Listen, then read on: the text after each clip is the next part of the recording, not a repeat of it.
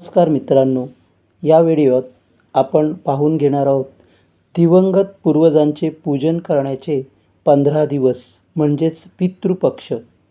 पितृपक्ष म्हणजेच हा भाद्रपद महिन्यातील कृष्ण पक्ष असतो. यास महालय असेही नाव आहे. आपल्या नातेवाईकांचा मृत्यू ज्या तिथीस झाला असेल त्या नातेवाईकांचे श्राद्ध पितृपक्षातील त्याच तिथीस करण्याची हिंदू परंपरा आहे. या निमित्ताने आपल्या दिवंगत पूर्वजांचे स्मरण केले जाते. या श्राद्धविधीत आपल्या गोत्रातील ज्ञात अज्ञात अशा सर्वांचे पिंडरूपाने पूजन केले जाते. या पक्षात यमलोकातून पितर आपल्या कुटुंबियांच्या घरी वास्तव्य करण्यासाठी येतात अशी समजूत असल्याने हा पक्ष म्हणजे पंधरवडा अशा पितृकार्याला योग्य समजला जातो. भाद्रपद पौर्णिमेपासून अमावस्यापर्यंत रोज महालय श्राद्ध करावे असे शास्त्रवचन आहे.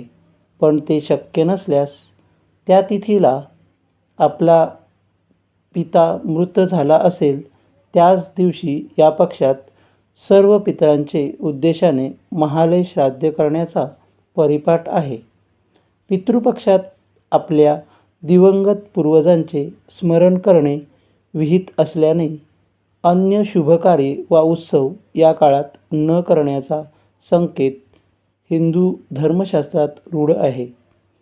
पितरांविषयी आदर बाळगणे, त्यांच्या नावे दानधर्म करणे व त्यांना संतोष होईल अशी कृत्य करणे हे वंशजांचे कर्तव्य आहे असे धर्मशास्त्रात सांगितले जाते.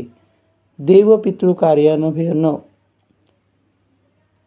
महालय शास्त्रात कुटुंबातील दिवंगत व्यक्तींचे पिंडरूपाने स्मरण पूजन करण्याची परंपरा आहे. यामध्ये दिवंगत आई, वडील, आजी, आजोबा, पणजी, पणजोबा, सावत्र नातेवाईक, भाऊ, बहीण, काका, काकू, मामा, मामी, मावशी, आत्या, सासू, सासरे वगैरे अन्य नातेवाईक सर्वांना उद्देशून पिंडदान करतात.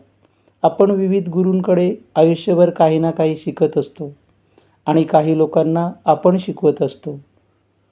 त्यामुळे या निमित्ताने निधन पावलेले गुरु अथवा शिष्य यांचेही स्मरण करतो.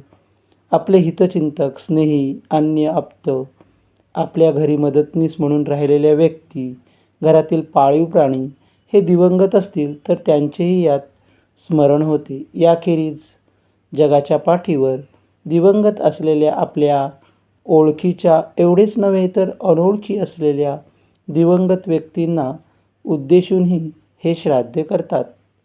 जे कोणी जिवंत असतील ते वेगळून इतरांच्या नावाचा उल्लेख करतात.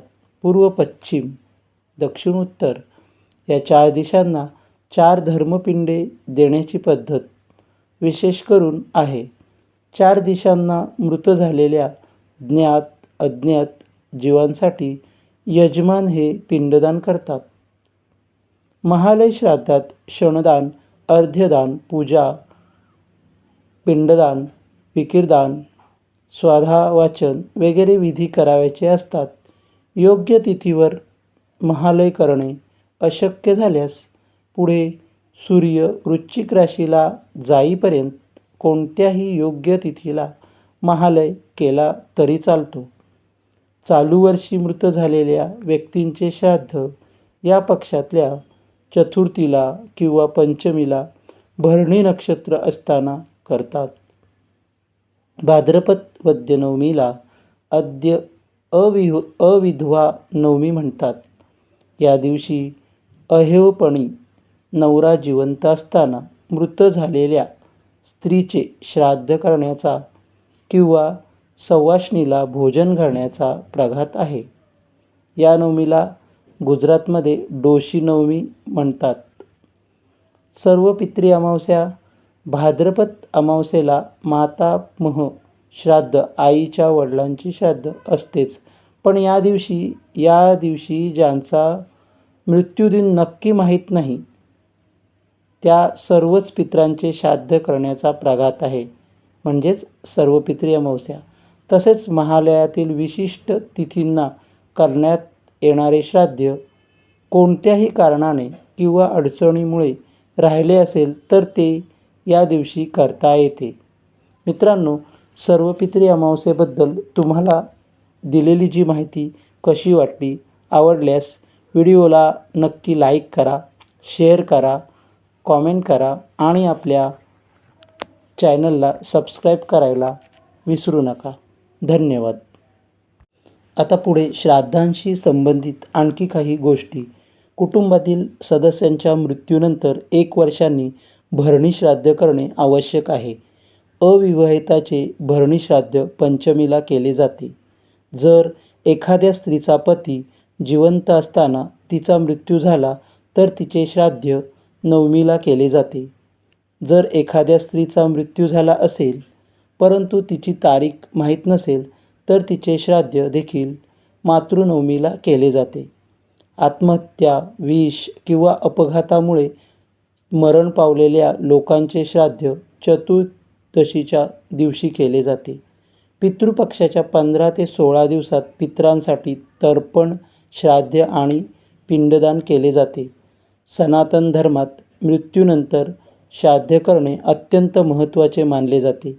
असे मानले जाते की जर एखाद्या व्यक्तीचे श्राद्ध आणि तर्पण योग्य प्रकारे गेले नाही तर तो या जगात आत्म्याच्या रूपात भटकत राहतो. धन्यवाद.